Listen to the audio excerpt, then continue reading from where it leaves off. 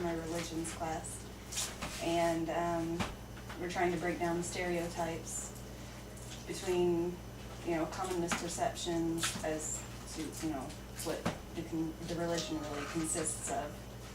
Right. So if you wouldn't mind me asking you about Buddhism, we'll go ahead and start. Does that sound good? Sounds fine. All right. What type of Buddhism do you practice? I believe it's called Americanized Buddhism. Okay. What made you interested in Buddhism? My father, he's a Buddhist. I lived down a Buddhist retreat center for several years as a child, so I've been in lots of different religions, and if I was going to claim one, that would be the closest religion that I would agree with. Where was the Buddhist retreat system? Center? Yeah. It's called the Milarepa Center in Vermont, where I grew up. There's actually 2 Buddhist retreat centers in the same town. It's kind of weird. There's like 5 of them in all in New England, and 2 of them are like within a half mile. Like, walk over the mountain to the other one, even though they have no affiliation, and actually, in some ways, I don't think they get along. They're slightly like different. Go right across from a quick trip. They have slightly different beliefs. The retreat center I grew up at was a 100-year-old farmhouse, and they had very simple means. Didn't have much. No flushing toilets. Just composting toilets in an outhouse outside. In upstate Vermont, when it's cold all the time, it's not the greatest thing. But where Carmacholing on the other side of the mountain, it had flushing toilets and running water, hot and cold running water. Modern day commodities. And they just felt like they were better than us. So what's the deal? Rich people go to Carmacholing, and the people who didn't have lots of money and still wanted to practice the Buddhist religion go to the Milarepa Center, where I grew up, where I lived for 7 years. Grew up. So would you say that misperception about Buddhism would be that all of them try to humble themselves by, giving up luxuries and things like that, similar to the monks? Well, there's so many different ways to practice the Buddhist religion, and so many different people who practice the Buddhist religion and their concept of it. It's Richard Gere, I mean, there's all these famous people in Hollywood that profess that they're Buddhist. Did you hear about Tina Turner? She does the Lotus Sutra. Yeah, it was interesting. Well, I know, remember he's like a movie director, but it's, my dad's met him, because his daughter played in Kill Bill movies. But she's Buddhist and her dad's Buddhist, or they proclaim it. I know, I think Buddhism is about achieving enlightenment, is what it all boils down to. It's supposed to be like humbling yourself and not real concerned about monetary things in life. And you're supposed to try to better yourself as a person. That's what life is about, not about how many toys you have. Right. But obviously these people in Hollywood, they have all the toys and still proclaim to be Buddhists. So, Would you say that, that kind of ties into the whole end suffering thing, dukkha, the Eightfold Path, Four Noble Truths thing? probably does, if you want to look at it that way. Religion this class, you know? I know. Religion is pretty, you can get any religion to say what you want it to, I think. Or you can twist any religion into supporting what you want it to support, if that's what you want it to, if that's how you want to believe. So I don't get to meditate very often, That was and the I don't next question. practice Buddhism very much. You know, I don't get to. Got married to Christy. We were up there. We got to go to a couple of Buddhist ceremonies while we were up there to take the kids. Sabrina hated it. She's the teenage daughter, right? Yeah, she's 16. She didn't like it. It was all weird and different to her, so she didn't want nothing to do with it. So, you said that you don't get to practice meditation very much. But when you do, what kind of meditation do you practice? Actually, like it's the White Tara meditation, which is very, very beginner level. We're all gonna start somewhere. Right, it's I've been through a few of the Tara initiations when I was younger, but basically it's just what you focus on to clear your mind of all the little things that distract you from what's really important in life. That's meditation, is trying to clear your mind so you can focus on yourself and what is going to benefit you in your quest towards enlightenment. Is what it's basically what it all boils down to. It's far more complicated with lots of rules and regulations, but if you want to take it in its simplest terms, you're trying to become a better person. They believe that in every life you're reborn, and if you do bad things in this life, you'll be reborn as a worse person or a worse life form than you are now. And if you do good things in this life and learn from all the mistakes that you're supposed to learn from, then you'll be reborn as a better person. You can even be reborn as gods. It's like 21 God realms or something like that. That you would be born as a semi-god or a demigod or an actual full-fledged god. Have you heard of the Bodhisattvas? Bodhisattvas? Vaguely. It's been so long since I've gotten to practice it and talk about it. Okay. The Bodhisattvas are actually the ones that have reached the enlightenment, but they, well, according to the textbook that I study. So there's many different religions or versions of Buddhism. I mean, the Chinese have Buddhism, and the Tibetans have Buddhism, and in India they practice Buddhism. Yeah. It's actually practiced all over the world, just about every single country, I'm sure. So. Mm-hmm. But it's very predominant over there in the Asian countries. Jake. No. It originated from. Well, it originated in Tibet, if I'm not mistaken. But the Chinese people still kill hundreds of thousands of Tibetans every year trying to claim Tibet as part of China. Yeah.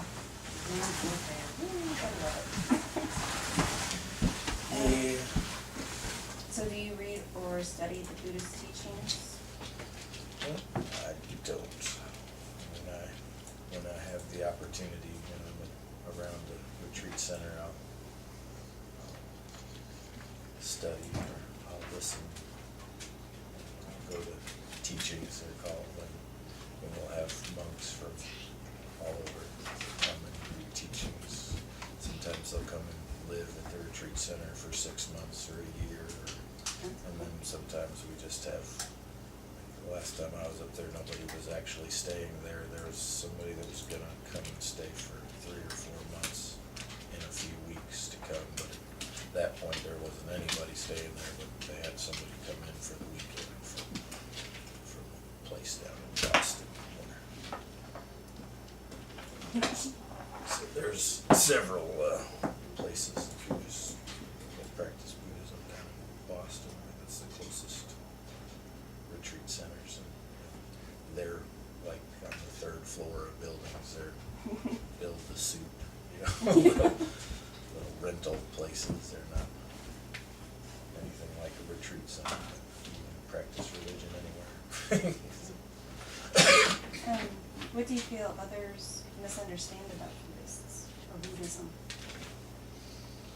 I don't know, it's fairly well publicized with the media, so they have a fairly good grasp on what I feel. I don't think anybody really breaks it down like I do. They put it together with karma and Buddhism, which I'm not necessarily, I don't think they actually have anything to do with it. But everybody puts them in the same boat, and it's close enough, I guess.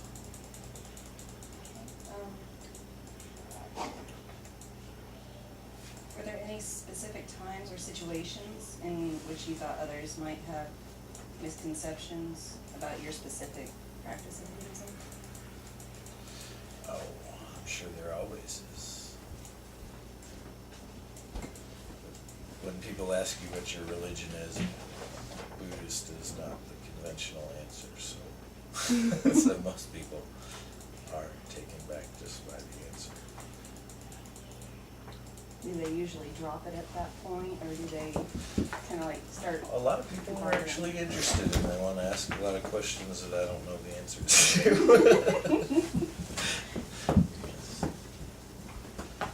My father he's spent the last 40 years of his life or so studying. He's fairly well up there and well respected by the several of the Buddhist monks that have taught him, the Dalai Lama. You met the Dalai Lama? They see each other and goes to all kinds of things with the Dalai Lama. And if you're a Buddhist, you do that. That's really cool. I remember in high school. Go ahead. I'm sorry. I remember in high school, we were going to go to the Peace Jam conference down in Florida, in Orlando, and the Dalai Lama was supposed to be there, but at last minute he had to cancel, so they got Adolfo Perez Escobar, which was a person who had been captured by Germans and escaped to make back here when he had been missing for like 6 years, I think it was. Yeah, it was pretty interesting either way, but I was really hoping to see the Dalai Lama just because I was new to all the different religions and everything. Yeah, I hear it's actually pretty interesting religion. It's supposed to have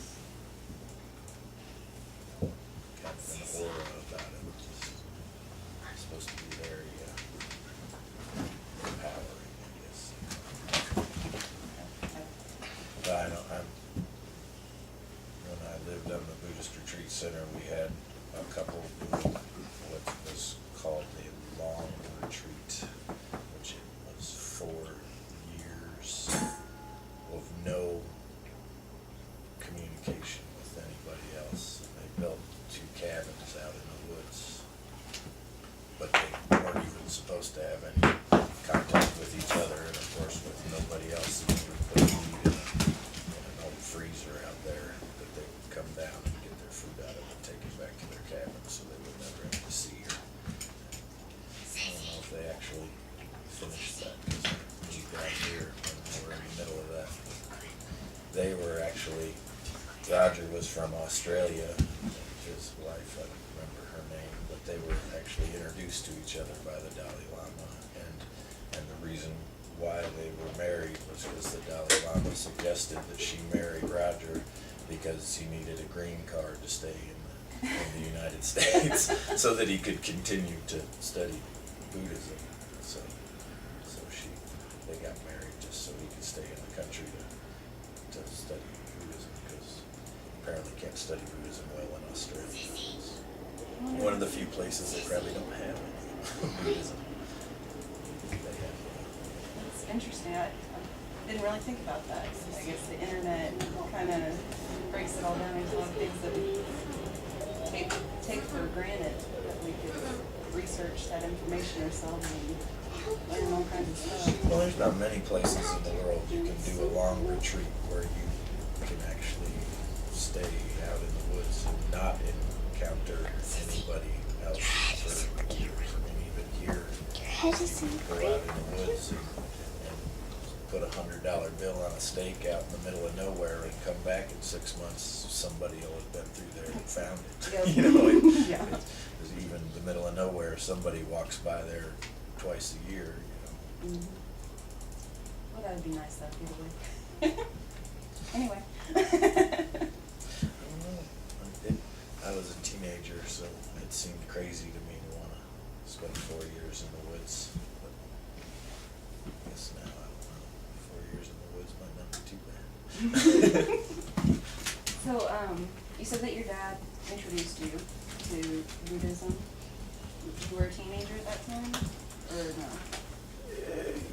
Preteen, but right around there. Did you have any misconceptions at that time about Buddhism or Buddhists? I just ask a lot of questions. I didn't really have any. At that point, I think my stepmother was just becoming a Jehovah's Witness, so she was cramming lots of Jehovah's Witness ideas down my throat and planting things in my head, trying to, it was like a tug of war. You know, I can imagine. my father was he was just starting out in Buddhism back then, so he was just learning. He was moving up, or, you know, learning more and more in Buddhist religion, and she was learning more and more about being a Jehovah's Witness. Kind of clashed in the middle. And, like I said, honestly, if I was going to pick between the two of them, I'd pick Buddhism. Obviously, Jehovah's Witnesses are all about telling everybody what to do. I haven't had many encounters with Jehovah's Witnesses besides the one that knock on the I door. was going to say they don't knock on your door. That's part of being a Jehovah's Witness. They make you go knock on people's doors. It's part of being a Jehovah's Witness. So you have to. And we lived in the middle of nowhere. We had people who would answer the door with a shotgun and shoot. One person got the back window shot out of their car as they were driving away, as he was running them off with a shotgun. Oh, wow. And they said, well, now you guys don't go back to his house for a week or two. Let him calm down before you go back and knock his door again. And I'm not ever knocking that guy's door. I think he made it quite clear the last time that he didn't really care for Jehovah's Witnesses knocking on his door. To say the least. How do you feel when others stereotype Buddhists? Like I said, I don't think they stereotype it in a bad way, except for maybe some of the extreme Christians who want to say everybody's going to hell. For everything. Anything you do, you're going to go to hell with their opinion, so small-minded people don't bother me. People with limited imagination. Do you feel there's one particular aspect of Buddhism that's more important than another? Well, I think Americanized Buddhism is pretty much already weeded out all the things that Americans didn't like about the religion. It's basically what Americanized Buddhism is. It's all the important parts of Buddhism that the Dalai Lama and people who practice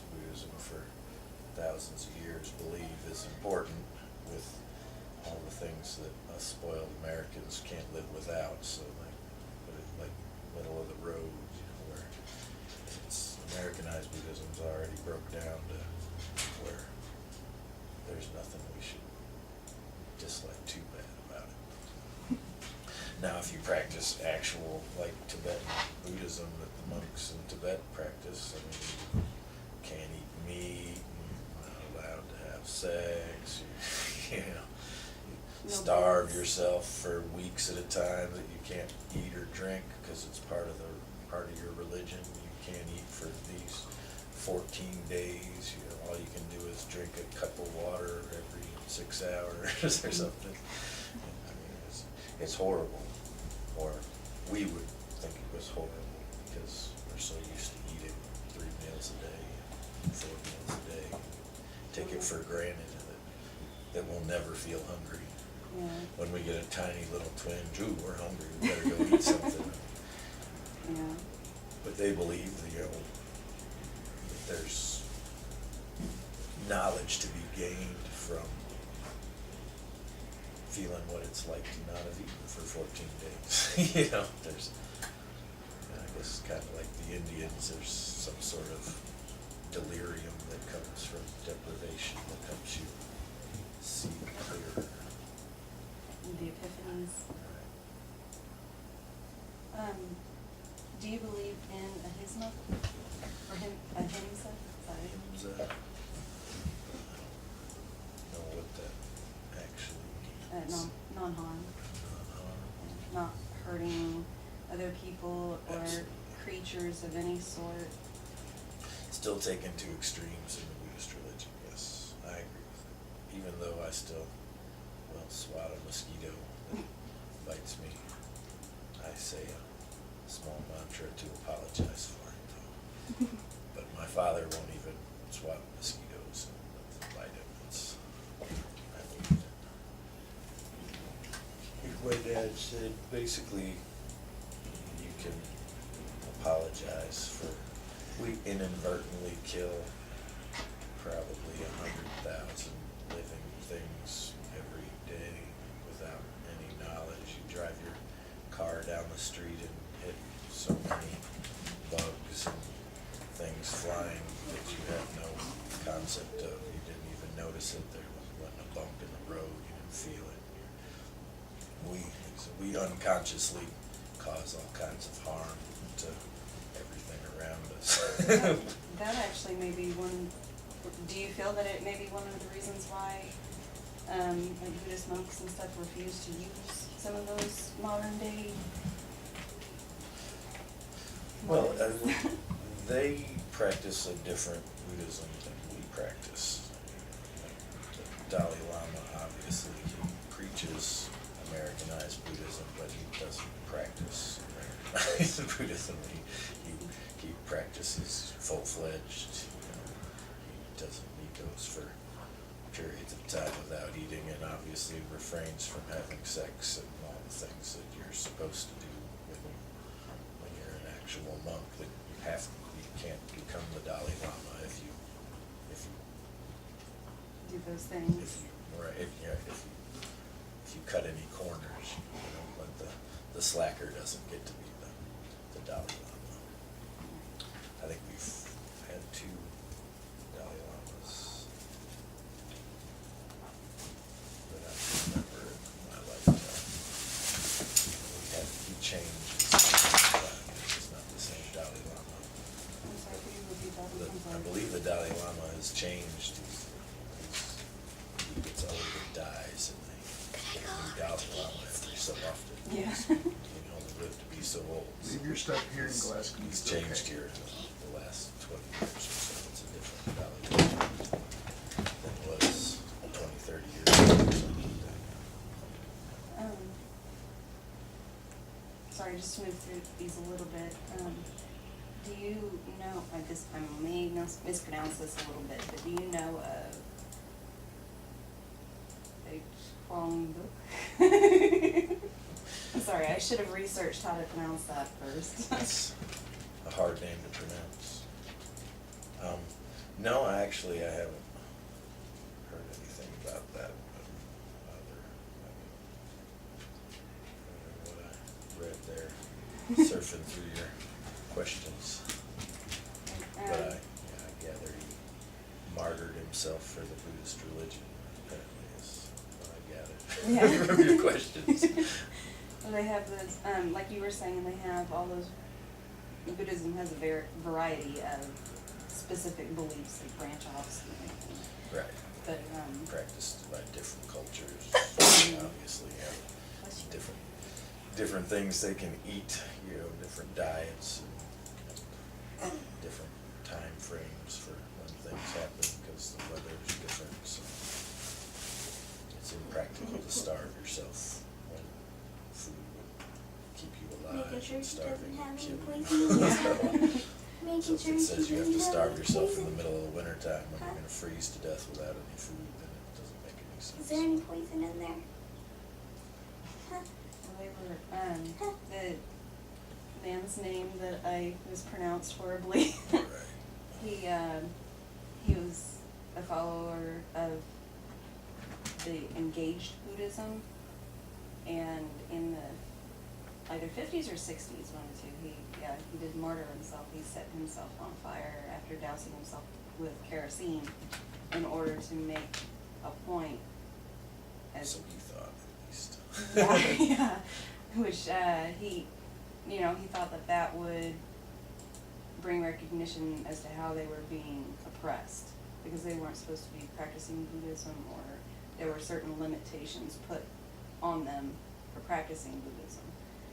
And, that got me thinking though, if Buddhists believe in ahimsa, which is not the non-harm, wouldn't that be kind of contradicting, even though you're trying to end suffering for everyone? Then Yeah. He said obviously that guy felt like it was his duty in some way to light himself on fire to gather the government's attention, to the people's attention. I know the monks in Tibet said they martyr themselves all the time, trying to protect their monasteries from invasion from the Chinese, still to this day, but. well, that leads me to believe, to remember that. But they don't, it's kind of, it's a two-way street. When they walk in front of a line of soldiers, knowing that the soldiers are gonna kill them, it's pretty much, if they killed themselves with a knife, the end result's the same.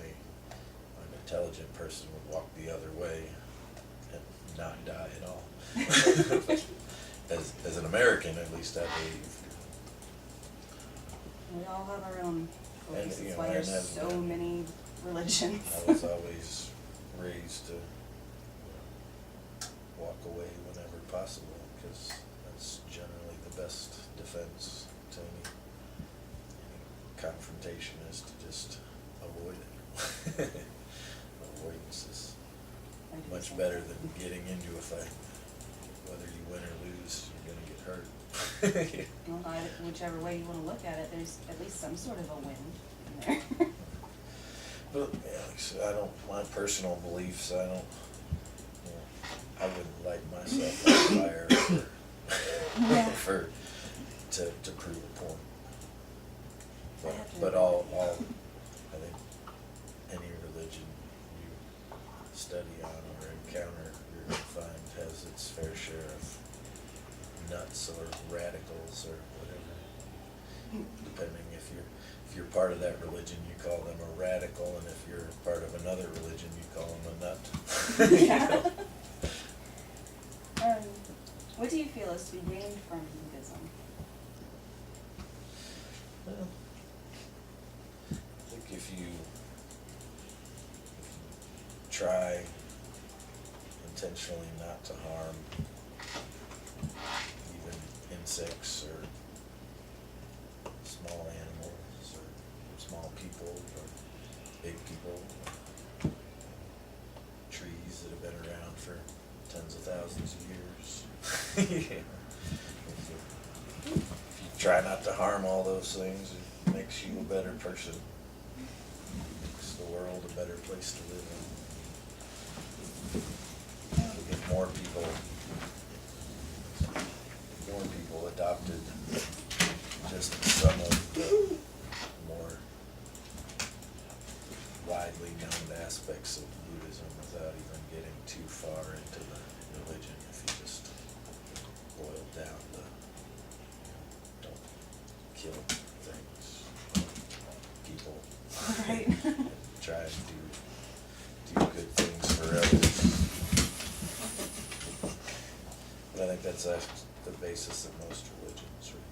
If you look at their, boil down to be nice to other people. Yeah.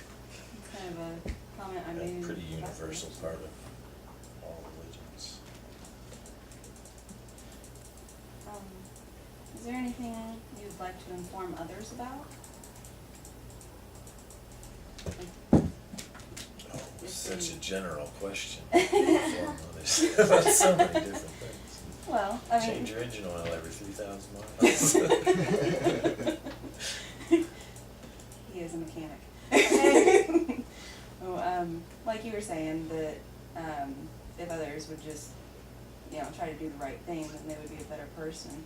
Is there anything, like in that context, or anything else that you feel that you've learned through Buddhism, or any kind of religious practice, or anything that maybe others don't know or don't think about, that may be better? Meditation boils down to trying to clear all the little piddly things in the world that are bringing you down, and trying to, all the things that make you angry, sidetrack you from the true meaning of life. And it's about focusing on yourself and changing yourself to be the person you want to be, or you want yourself to be. Where most other religions, I find, are about trying to change the people around you to being how you want them to be. And I think it makes more sense to try and change yourself and hope that people around you pay attention and follow suit than to try and to cram your beliefs down everybody else's throat. Yeah. Like a kid. And that's the one thing I like about Buddhism, is that it's about changing yourself to be a better person, not changing. Buddhists don't care if their neighbors are Catholic or Christian, and they'll still lend you a cup of sugar. So they're not gonna be hateful because you're a different religion than they are, you know. And they're not gonna go over there and so many people try to get me to go to church with them when they find out that I'm Buddhist, because they feel like it's their Christian duty to fix me. Fix you. Right. Oh. So, I'm gonna keep on my show. So, anything else? No, I think that's good. I have a question. You have a question? Yes. For her? No, for you. For me? Yes. I'm all out of answers. She took them all. No, I have one specific question. One specific Is question. it necessary for a person to meditate for like 6 days to 4 to 6 days? Like, continuously? Like continuously, like non-stop? It is absolutely not necessary to meditate for that long. Okay, that was just a random question. Like I had monks, to know monks that. have lots of free time, so they can meditate for days, weeks, months, years. That's what they have time to do. Lifetime. Pretty much. But I Thank think I think my father would say an hour a day would be Necessary? more than enough. 30 minutes, maybe. He used to do it for 30 minutes when he had a job, so he had to work 12 hours a day. He didn't have. Now that he's retired, he meditates for about an hour every morning. So if you got the time, it's like an hour, okay. Well, thank you for taking time out of your busy schedule to come and do the interview with me. He's nice And enough. it's sincere, it's not just because it's on paper. You're not reading that right off that paper? Thank you for. There you go. No, I wasn't. I said, I hope I had enough answers so you get a decent grade. Look at him. It's not So necessary. I mean, real. it is about the grade for this, but it's also things that I wanted to ask, but I didn't know enough about the religion itself to even ask any questions. Well, and I honestly don't know enough about it to answer too many questions. Well, you gave a lot of insight.